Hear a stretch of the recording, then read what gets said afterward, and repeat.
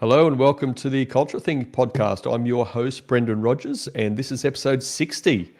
Today I'm speaking with Jodie Hill. Now I'm going to read a bit of Jodie's bio and then we'll meet the woman herself.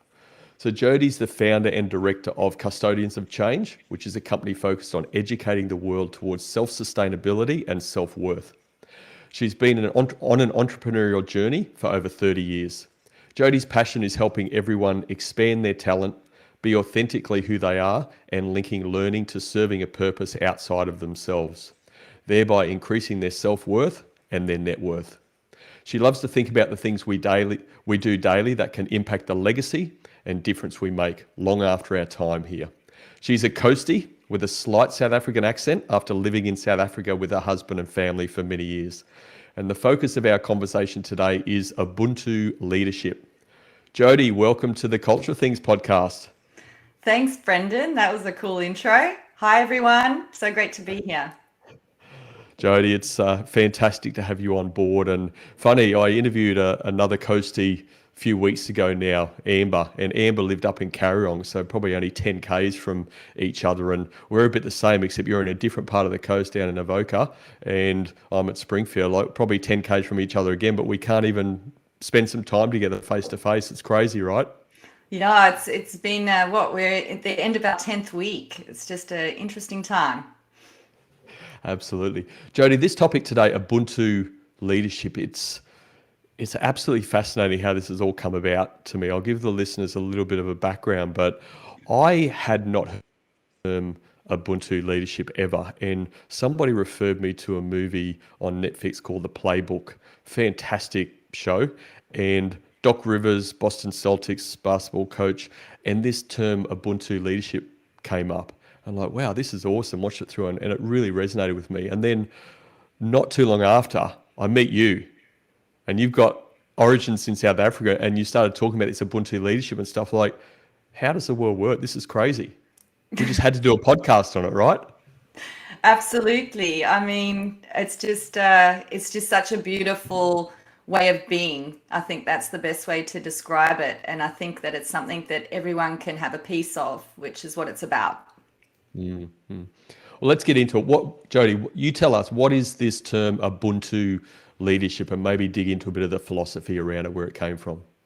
Yeah, so I might just start with a little bit about Ubuntu and its origin and sort of what it is, and really it's about a humanity towards others. It was something that was verbal. It wasn't written down because a lot of people actually couldn't write, so they used to translate the meaning of Ubuntu. It was something that was lived through the and things like that. So it came from sort of sub-Saharan Africa with the Nguni languages, and the word Ubuntu actually comes from the Zulu and Xhosa languages. And Ubuntu in actually means I am because we are. And so that's so beautiful. And it's that universal bond of sharing that connects humanity. So it's an emphasis on humanness. That's what they sort of call it, or personhood. And so it sort of has, during the 1990s, when apartheid ended, Nelson Mandela and Desmond Tutu, which we are all familiar, sort of brought that ideology to light in post-apartheid South Africa as a vehicle that could bring about harmony and cooperation among its many racial and ethnic groups. And I think that helps a lot because, we kind of think to ourselves, it was something that was just lived, but now what it then became was something that sort of everybody knew about.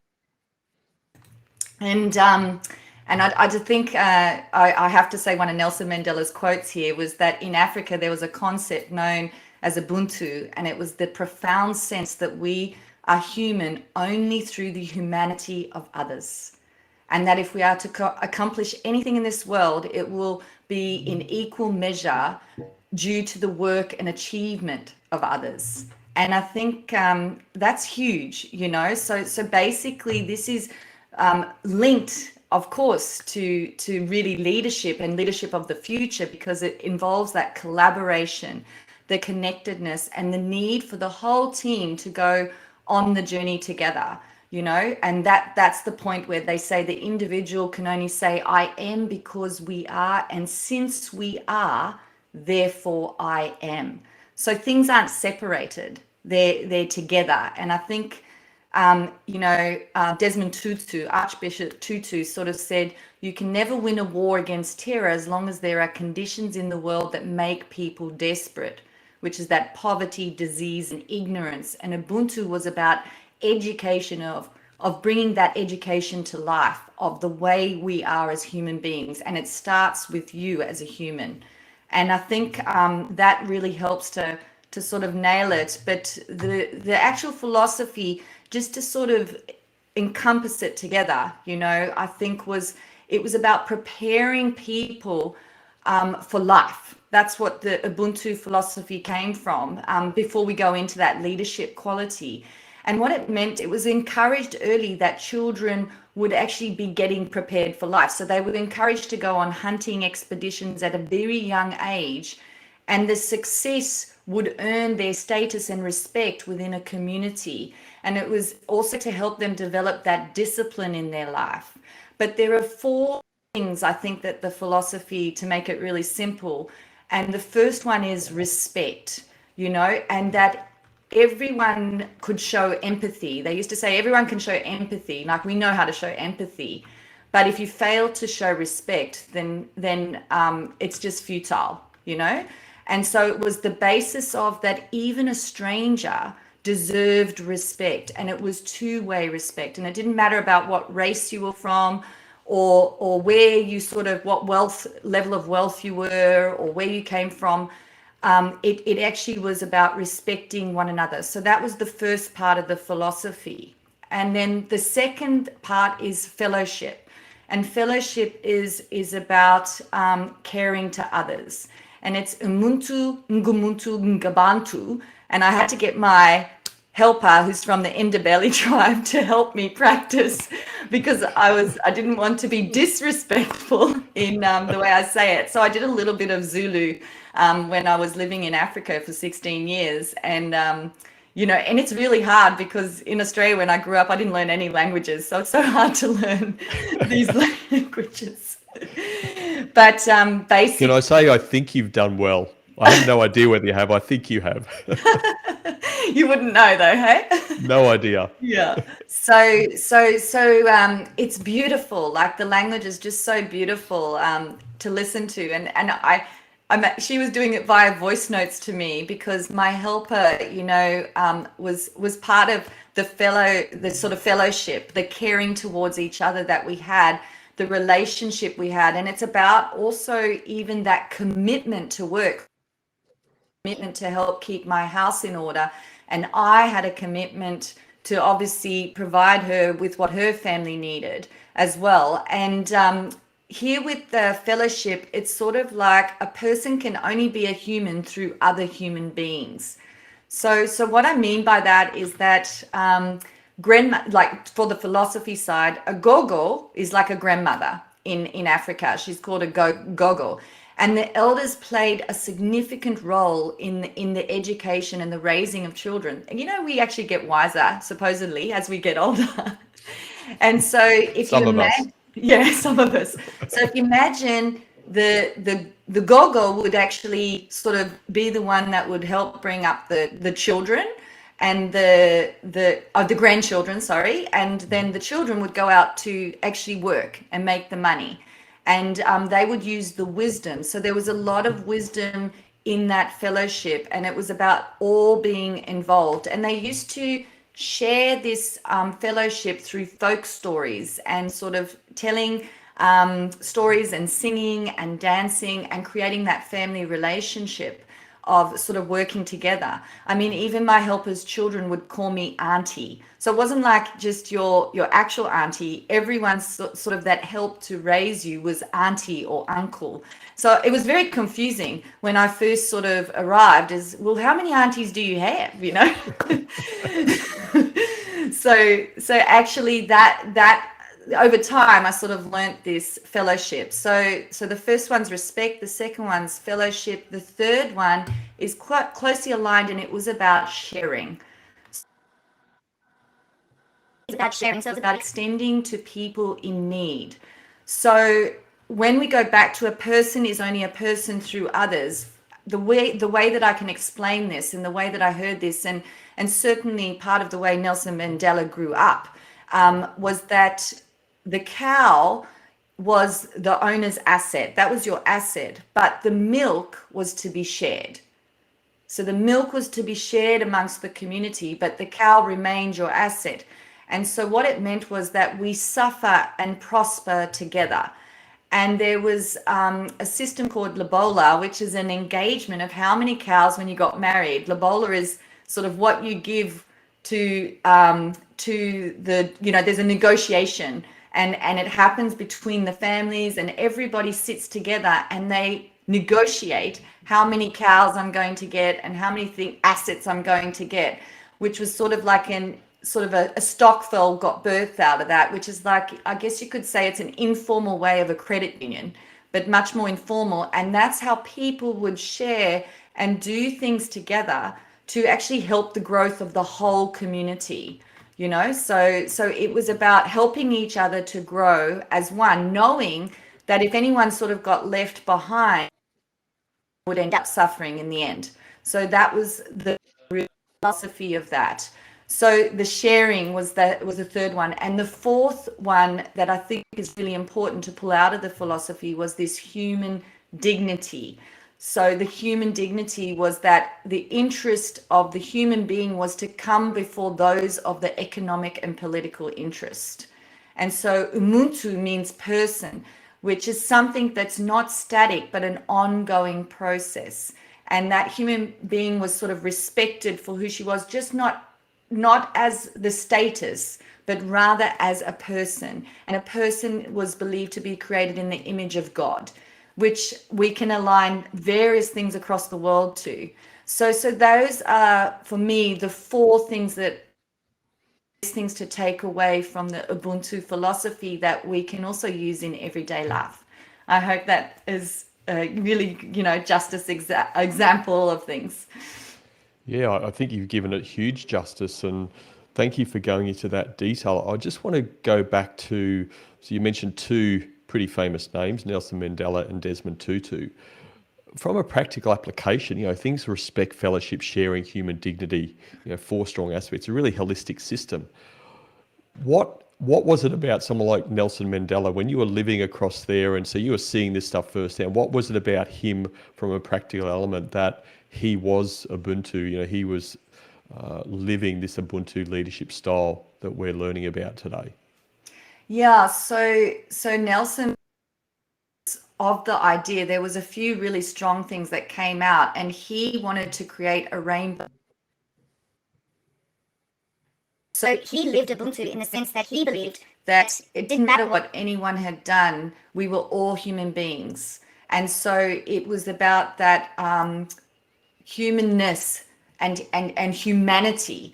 And that's why he was seen across the world as this global leader, because he had spent so long in sort of jail, and those very people that he was in jail with, he then embraced and forgave, because he knew that for anything to move forward, that we had to be connected to each other, and it was part of that journey. And so that was the Ubuntu spirit that he was taught. And in his concept, which I'll get into a little bit now when we go through the model, but basically he was about leading from behind. And it was the shepherd theory, is that no one gets left behind. So the nimble and weak are up at the front, and the shepherd leads from behind with his goats or whatever. And it's the same theory as if you think about, in a wolf pack, the alpha actually stands right behind and watches everything that's happening around him. And he knows when his time is done as well, which is what Nelson Mandela was about. This is not about me. This is about what's best for this rainbow nation and best for the world to see, of how we can connect to each other. But the weaker would go at the front. Then you'd have your sort of stronger ones sitting next in line, and then the stronger ones sort of at the back, and then the middle would be everyone else. And the whole concept was that although they felt they had a voice, he was also leading, but from the bottom. So it was like a bottom-up approach rather than a top-down dictatorship. And that was the democracy that he created. And I mean, I was obviously there. I went to his house. He was in Houghton, his home, so wasn't far from where I lived. And my business partner also lives in Houghton. And we sort of went after he passed away, and it was just, you could just feel this humanness. And even though I wasn't even born in Africa, I felt so connected to wanting to make a difference, to serve, just because of this leader that was just so humble in the way that they led the nation, and the things that he went through. And Desmond Tutu was right along there with him, in a different role, as an archbishop. And so he was also very well known, and the two of them were obviously very close in their friendship. Interesting, a very good, I've just been so fortunate to have met some amazing people that are at different levels in South Africa and Africa because of the nature of my work. I've got to move around, and in that I was doing in South Africa. And a very good friend of mine, his dad was very best friends with Nelson, him and best friends. And he was a white South African that Lazar Sadelsky was his name. And Colin Sadelsky, his son, who's now in his 70s, is a good friend of mine in business. And we've done some work together. And he was talking about his dad, and his dad actually took Nelson on for his first job in law. So, and they built this beautiful friendship. And Lazar was a little bit older than Nelson, and Nelson was there when he went to hospital. And Nelson Mandela just showed what it was like to not have borders around where you're from, what race you are, but rather to embrace you as a human being. And he lived it. He lived it, and he was an example of it. Absolutely. A lot in that last statement, just seeing people as human, not for the color of their skin or, sexuality or whatever. What do you remember that moment in time that you first came across this concept of Ubuntu, and how that sort of started to shape your own thinking around the work that you do in the leadership stuff? Yeah, so it was, like I said to you, it was really a strange concept in the sense that I hadn't really read about Ubuntu for many years. It was only in 2017 that I actually did some studies and sort of looked at Ubuntu for the first time, from a theoretical point of view. But I, without knowing it, had actually been living, because I was surrounded by it, and it was part of what it was. But I think a defining moment for me was we were on a change job, and we were going into a community where people were resisting. It was actually smart metering going into one of the townships in Soweto. And at the time, City Power and Eskom, who are the providers of electricity, was sort of pushing into this Soweto. Soweto is one of the biggest townships. I think it is the biggest, actually. It's about 9 or 10 million people outside of Johannesburg. And it's a very well-known one because it's where Nelson also grew up, so he had a home there. And so basically what happened was they were trying to push this smart metering through, and what they were doing was actually just using a dictator kind of role. So it's not to say that because people, are from South Africa that they living Ubuntu. It gets, like anything, like any leadership or qualities that we have, they get lost sometimes along the way, and we need to find them again. And we noticed that people were putting these trucks on fires and things like that. So we went in to Soweto to really sort of find out about the people. And at first I was irritated because everybody wants to talk. And Ubuntu says that every voice matters. And it was such a defining moment for me when we went in, and I said, well, look, we have to find out what's important to these people, what's of value to them, because we can't connect with them if we don't know what's important to them. And there's certainly no ways they're going to want to pay for electricity, if they don't think that we care, about them. So I went in with lots of enthusiasm with my partner, and suddenly everyone wants to tell you about what's important to them, and they want to talk. And this is hours, I tell you, hours of work. And that was a defining moment. For the first time, I understood what Ubuntu really was. And the reason I say that is because the way that it works is that everyone has an opportunity to speak. The minority have the opportunity to voice their opinion, and it's about really listening to every voice and knowing that within that lies the solution.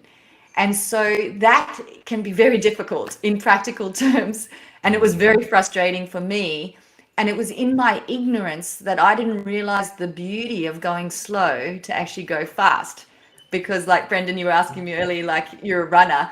And I'm like, yeah, so I go fast, right? Like, so you go fast to win the race. And my dad we grew up on a farm, so we're up early and it's go, go, go. He'd stomp around, get us going.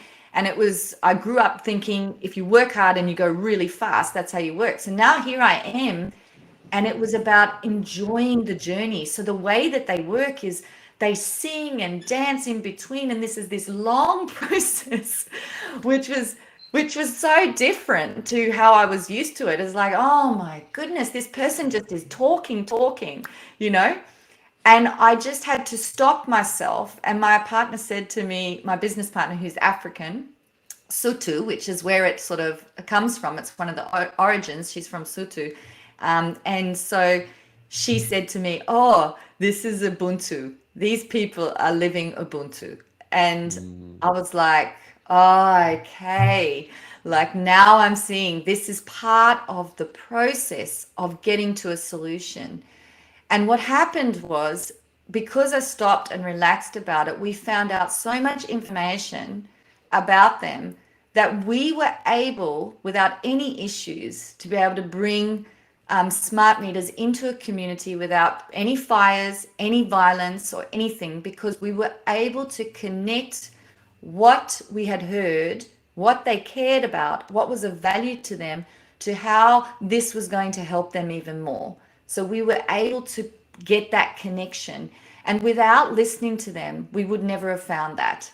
And we would have had the same result that was already happening. So that was really when it came to life for me. And I realized how it all works. And by the way, Brendan, they have so much fun while they do this. They dance and they sing and they make it an experience. And so I guess what I love about that is, sometimes we're motoring through life. We're so busy that we get nothing done, and we almost just rushing our way through life, and we turn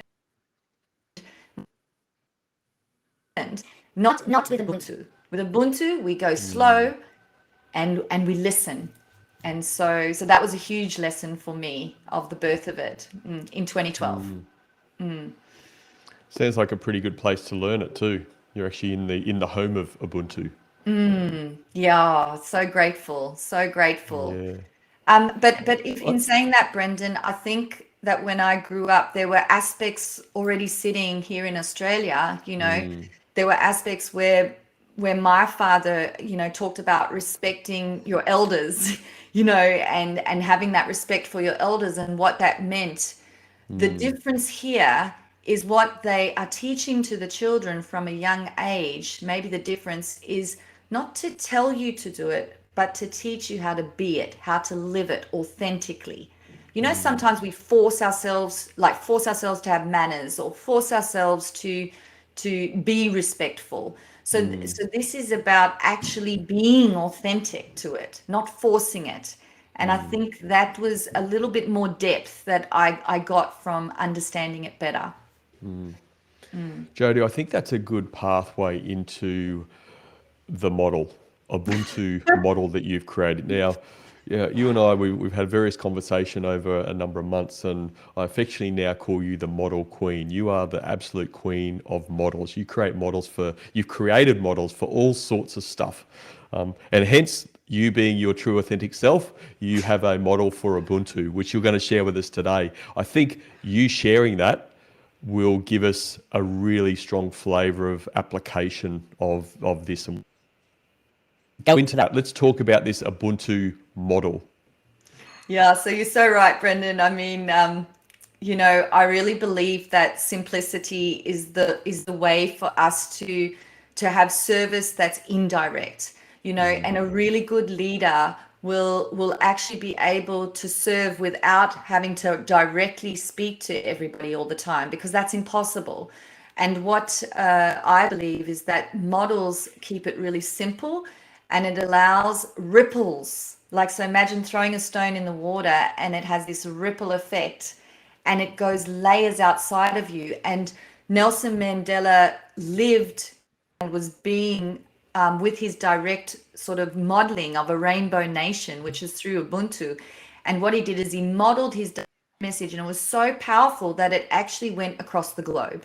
So, and I think if leaders can learn to sort of simplify the way that they live their message of what they're creating, they're able to have that ripple effect indirectly. So when Brendan said to do the talk, I thought, goodness gracious, I need to create the Ubuntu model. So it's very early days, but I feel like this will give you a good sense of how you can start to think about how to apply it.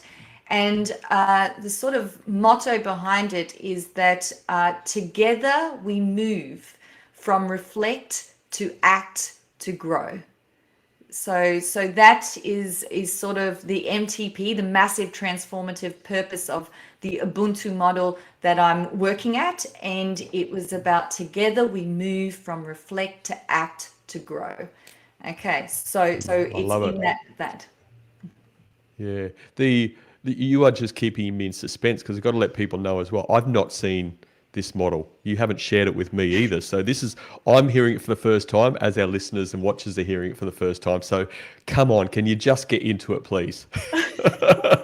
I'm on the edge of my seat. Okay, awesome. So the Ubuntu works like this. It's going to work with the steps. So U stands for understand. The B is for being. The next U, Ubuntu, is for unite. N for new spirit. T for trust. And the last one is for unconditional love, because that transcends everything and transforms. So the U, I want to just give you a brief thing. So the U means Please. understand. So step one from a practical application as a leader or as someone that's actually wanting to live it every day is to know what's most important to people. And that means know people's personal values. So this is quite unique in the sense that for a long time we've talked about having work, play, and sort of our lives separate, like our well-being and our playtime and family, play, and sort of work for many. We're talking about when you go to work, you work. But with this philosophy, we're talking about knowing the things about the people that are inside our organization, knowing our family members for who they are and what's most important to them. So this fits in line with children were educated on the family tree, historical background of the tribe, nation, culture, and traditions, and they understood where they came from and who they were. And so in business leadership, it's important that people understand the history and the culture of the organization, as well as the business understands the individual values, which will give the collective values. And the reason why I say this is so important, when I was on a massive change project, just from a practical sense of this one, the first thing I wanted to know on this project, and it was 460,000 households that were involved, and there were 7,000 people on the project, and I wanted to know what was most important to these people. So the first thing I did was I checked in on their personal values. And within 6 weeks, I didn't remember their names, but I could walk around to different buildings and I could remember what was most important to them. My children are most important to me. And I was able to then have a connection to that person. I knew their face, I knew what they looked like, and there they were. They could be a receptionist all the way to an executive. And I knew what was most important to them. And that is a very big leadership quality. You need to know the personal. So you need to understand it. And then in return, they need to understand the business and its history and where it came from, and the values of the organization. And that way we can get that connection to it. So the first one's understand. And I know I need to, I hope that everyone's got that one. The second step is be, which is for being. Now, this is where I was just mentioning the importance of being authentic. And this is this inside out theory, which is to try is to lie and to do is to be true.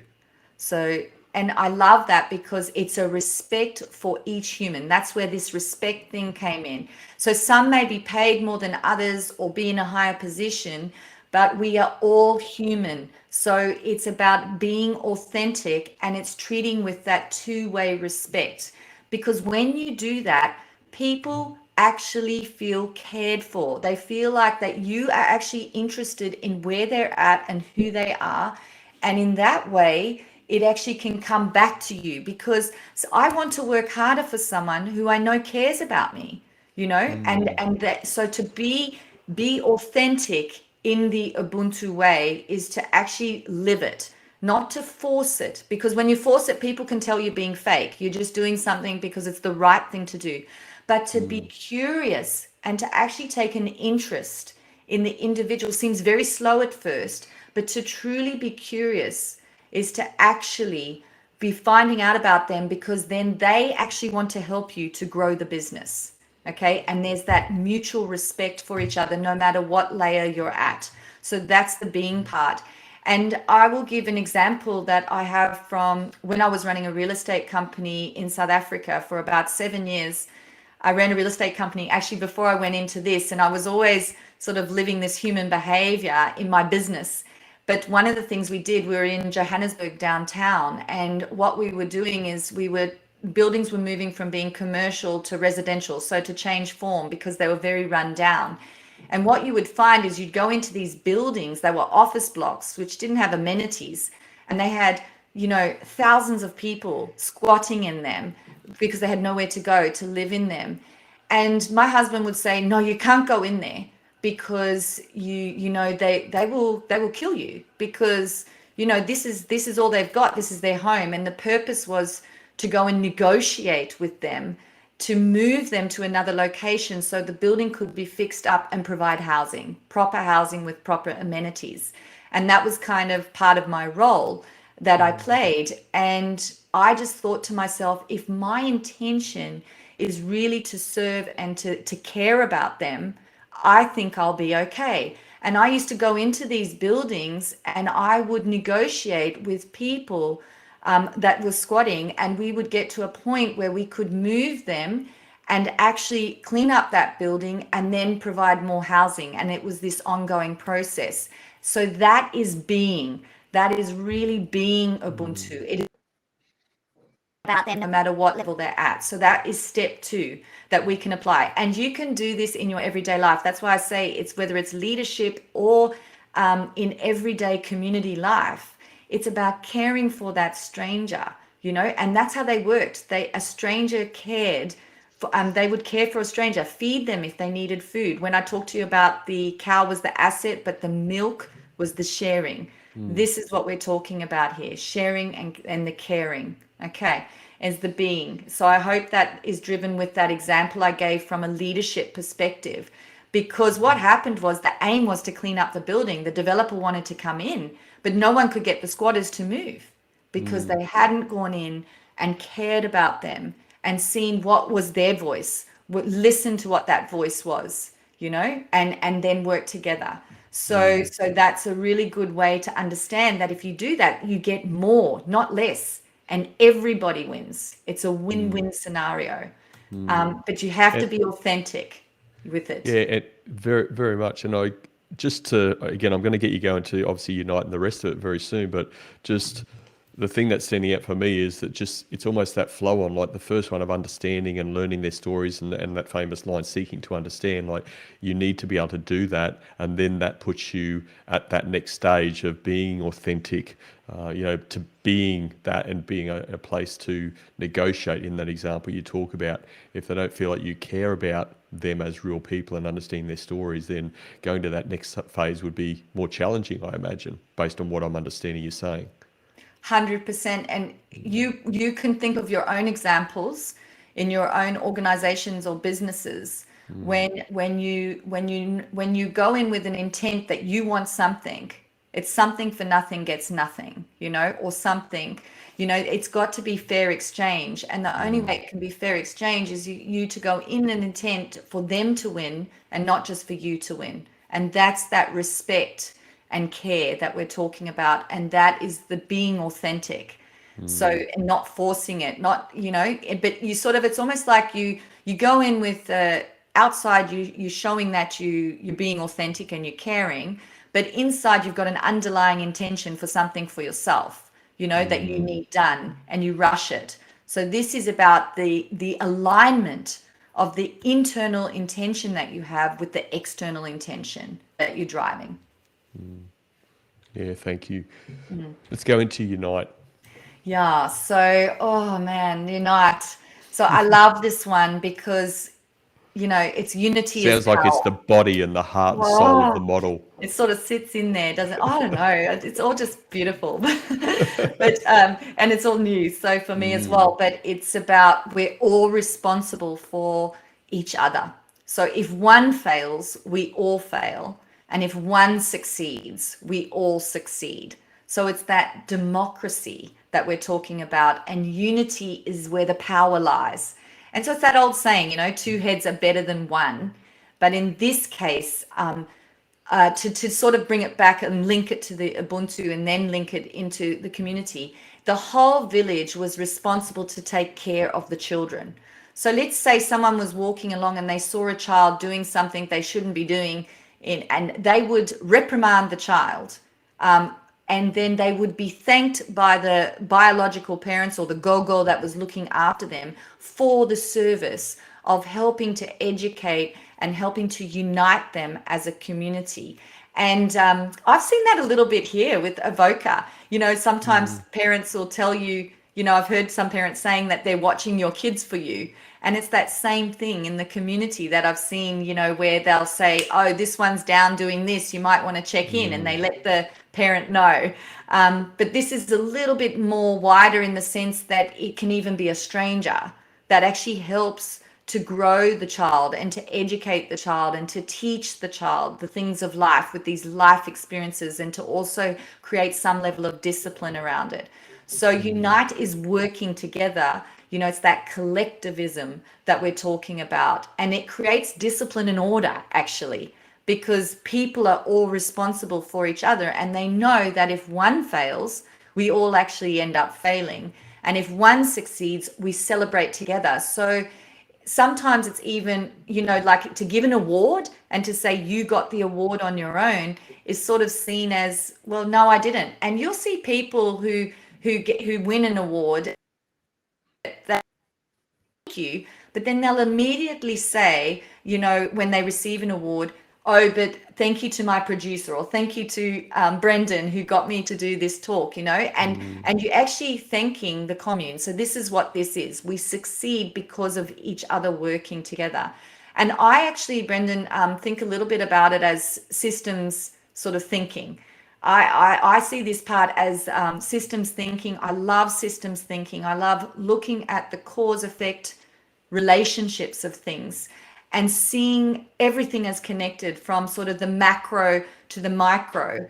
But how it sort of works is they really look after their community and they focus on the self. So if you imagine in a system in your business, the operating environment sits in the middle, and it's like a force field around it, and you're looking after the people that are inside that operating environment. And then you've got your transactional environment, and then you've got your contextual environment. And I think when we talk from environments, if we can see how all of these things are helping each other and how they're moving around in cause effect relationships, that is how you unite it together. You need to see it as a whole system. And that's why I love to do it. I mean, I drew up a system. We used to do some voluntary work to teach a little bit of Ubuntu leadership with children in schools, because it's not really formally taught, because there hasn't been much written literature on it. And I decided to draw up a system of how the teachers and the principal and the other schools and the community were all connected to the role of this kind of kids really living these things. And that's the system working as one. And I believe that's how you get even more growth from your business, from your education system, from your community. So unite is important. Yeah, again, it's really interesting how you mentioned system thinking, because Mm. in my research and conversation today, I'd never heard of the Linux operating system called Ubuntu, and that came up all over the place. So again, let's not go into that, but I just wonder if some of their thinking came into just what you're explaining there, that whole system thinking and calling one of their operating systems Ubuntu. But anyway, side note. Yeah. Let, It's funny when we do like sort of social studies, or you do mm, your masters or your MBA, or even the big firms. They all look at systems thinking, and I just think that this is a wonderful example of it working. Like the whole mm, system is kind of, because they're connecting the dots together, and they're saying that it's one system, and it starts with the human being, and it moves from there. absolutely. Mm. So yeah. Well, for this the first time going through your model, you're doing pretty well, Jodie, I have to say. I'm loving it. Oh, thank you. So sorry, for a practical tool for to be able to connect the dots, I love using imago therapy. It's sort Mm, of quite new. It's in about 60 countries. I am facilitating with imago. I love it, and what it is, it's sending and receiving. So basically, you send a message out and you listen with both ears. So it's about having that intensive social network, but it's also the listening of the opinion of others. And to do imago, what it is it's basically a sender and a receiver. And that's what I like about it, because it really is saying that I'm willing to listen to the voices. And I gave the example earlier of when we went into the township and we listened to the voices. So it's that social network, it's that system. And so it's really about getting that information. And just something I've thought of is Elon Musk. He talks about that someone on the floor working on the vehicle, like on his Tesla vehicle, is allowed to contact him directly for efficiency, because mm, he knows that they know exactly what's going on, and he holds them accountable to what do they think they're going to do about the problem that's been raised, and to write directly to him. So it's less of that sort of hierarchical kind of, it's only that way. It's more like he's getting more by speaking to that person, and he's moving faster.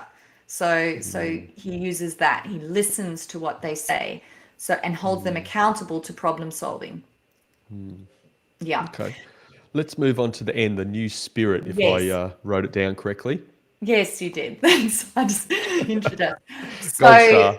yeah, so the new spirit is the spirit where we really get into the leadership, and owning his status, and sort of, it's sort of known as the king owns his status, including the powers associated with it, to the will of the people under him.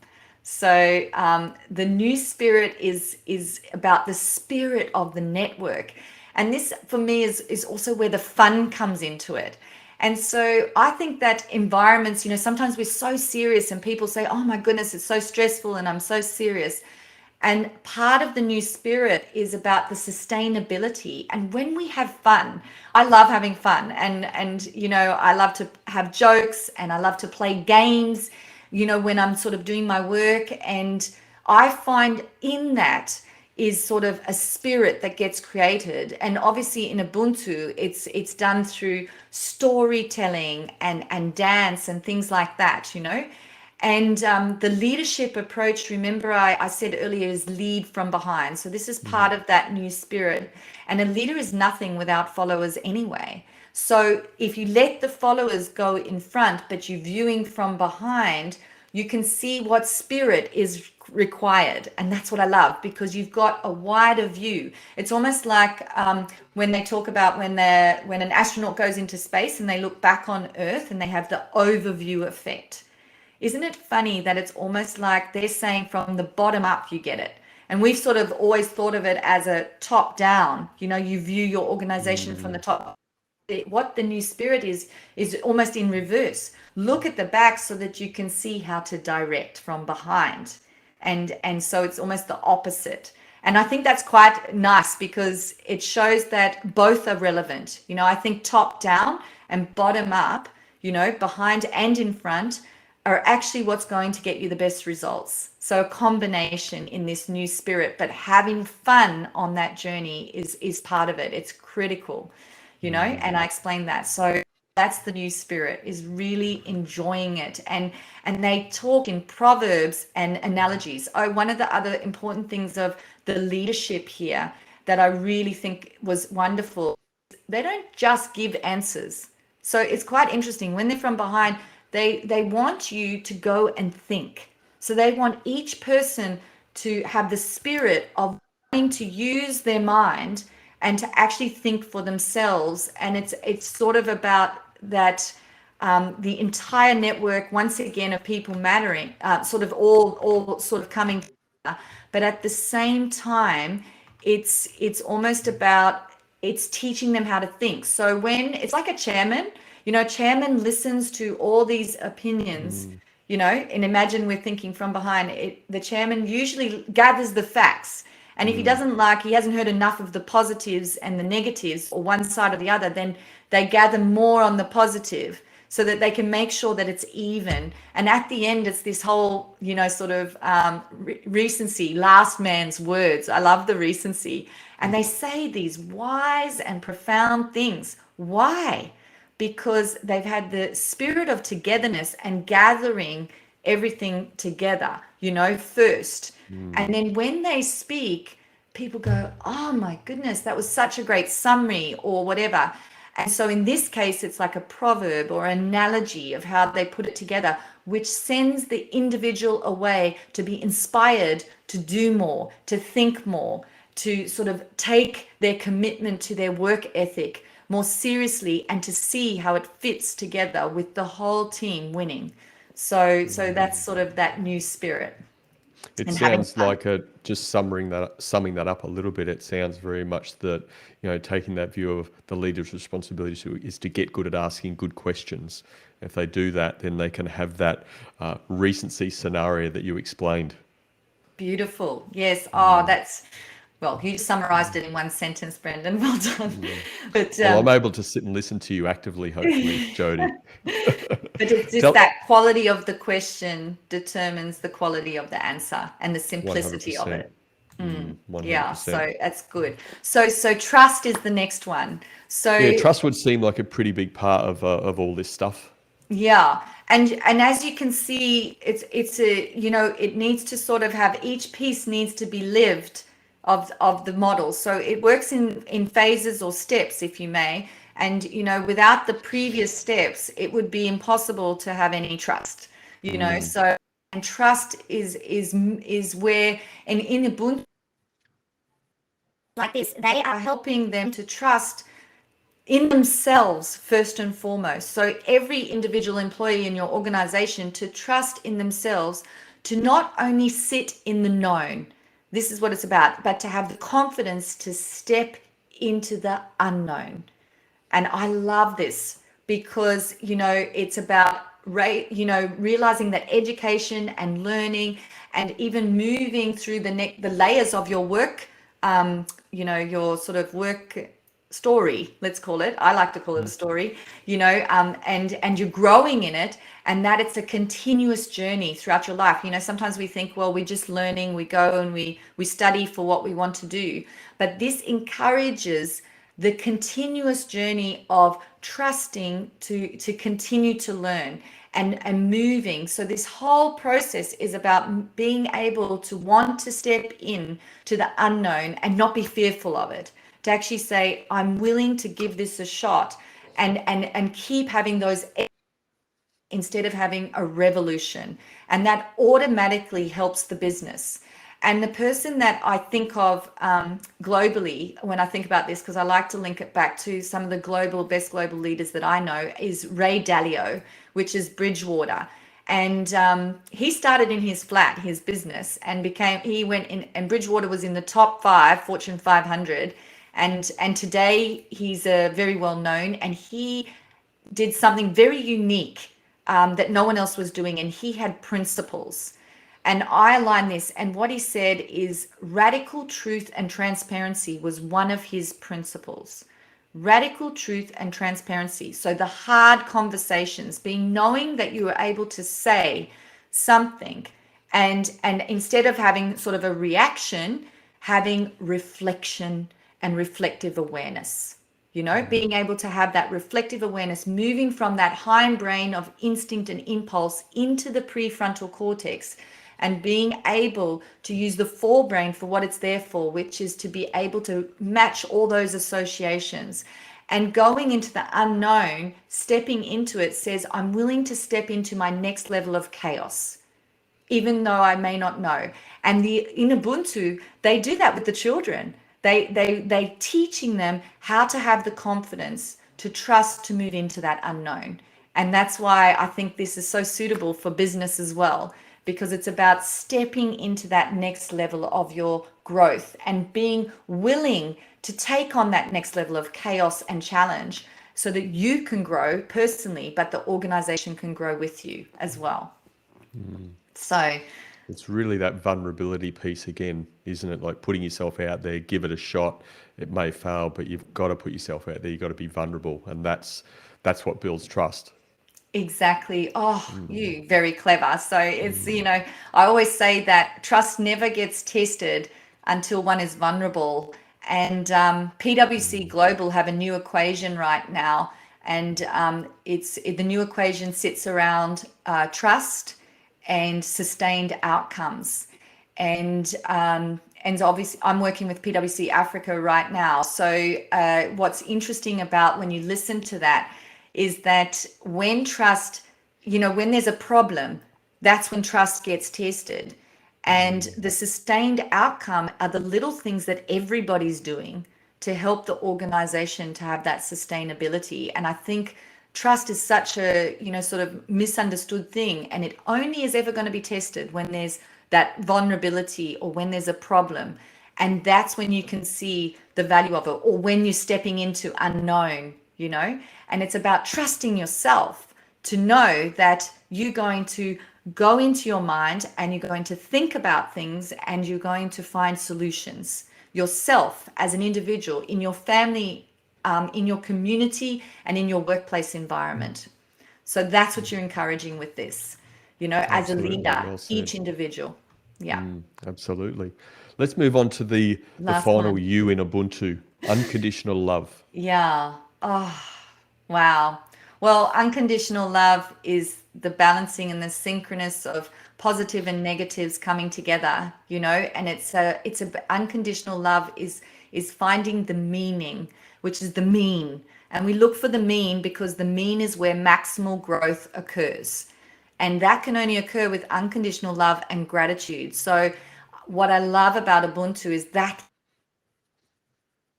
it's looking for human beings to actually have that gratitude and that growth and that connection. And that, well, I think of the word wealth with all of this. The wealth, from an etymology point of view, I love studying words. It's one of my favorite things. And wealth means wheel. And actually what it sort of wheel, WEAL. So it was well plus wheel. And that was wealth back then. And it was three layers to it. And it was about wealth, yes, money, but welfare and well-being. So if someone's sick, they can't obviously function and have wealth. And so the result of living this Ubuntu model is to actually create true wealth, which is the welfare, not just of yourself, but of everyone, all human beings. It's the wealth as a money perspective, because we know we need to make money for the organization to grow. So it's having accountability to growing that wealth as well, to making money and to providing a service and being paid in fair exchange for it.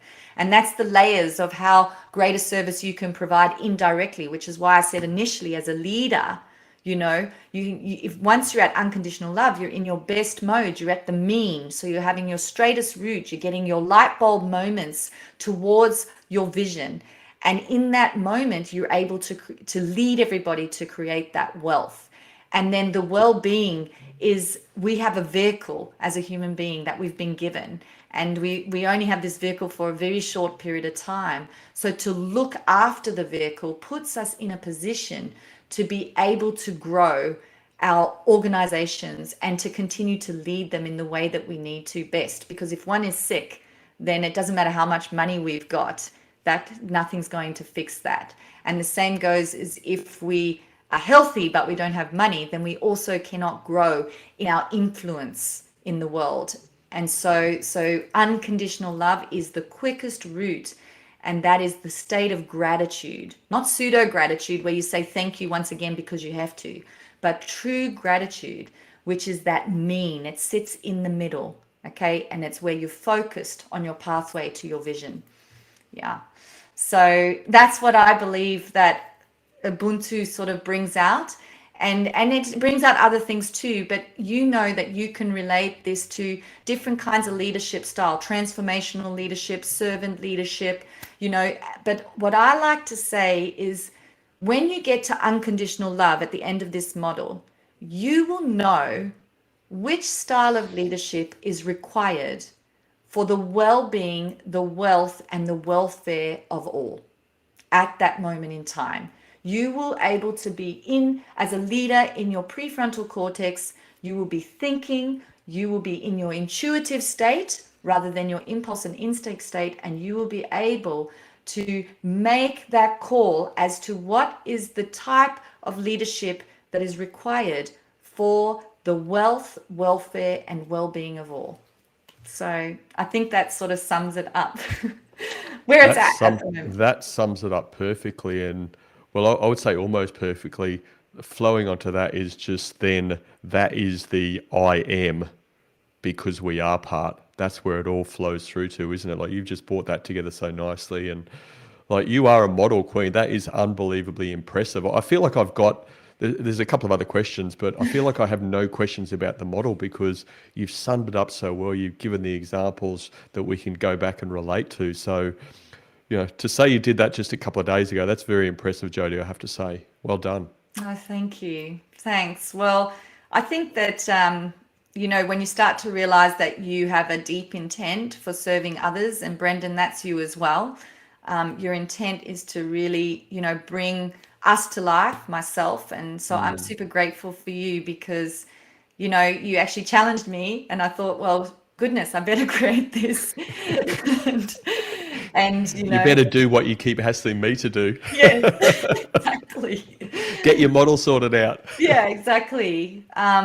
Yeah, so that other surface and being able to bring the Ubuntu concept is actually a privilege, to sort of bring it to life.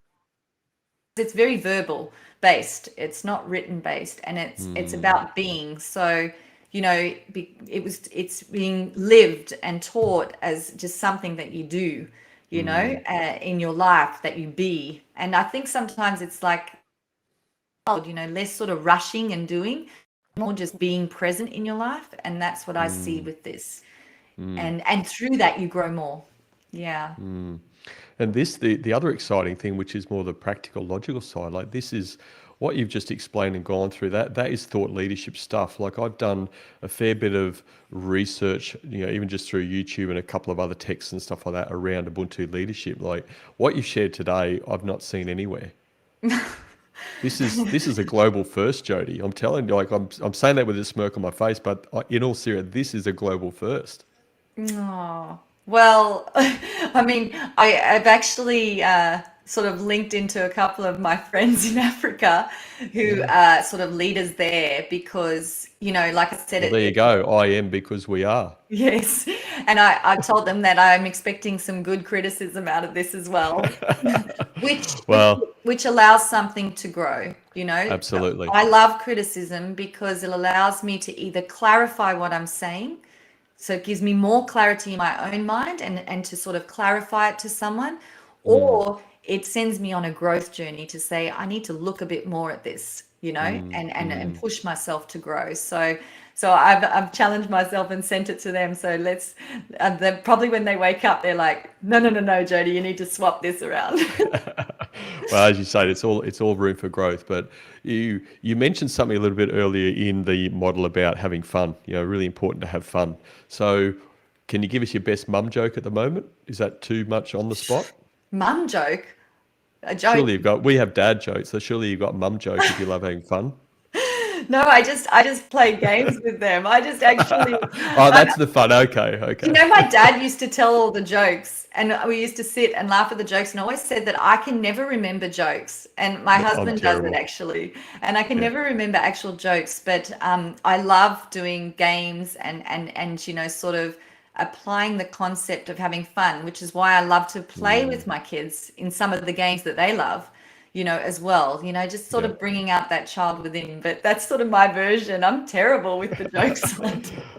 Fun's really important to have, and it's certainly a key element of learning. There's no doubt about it. Yeah, yeah. Jodie, I want to just conscious of time, so I want to start, wrap this up. And I always like to ask my guests this sort of final question around what's had the greatest impact in your leadership journey. Yeah, thanks, Brendan.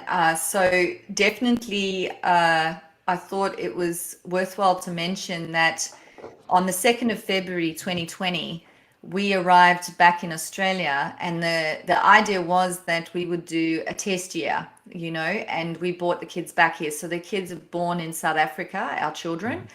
Daniel was 13 and 10, and my husband actually ended up going back to South Africa before the lockdown, and he got stuck last year in South Africa for 6 months. So I was here in the Central Coast, a new place, 5 hours drive away from family members, and not knowing anybody. And I was already had 2 full work trips booked back to South Africa that I was no longer able to go to, and consequently haven't been back to South Africa since, or Africa for that matter.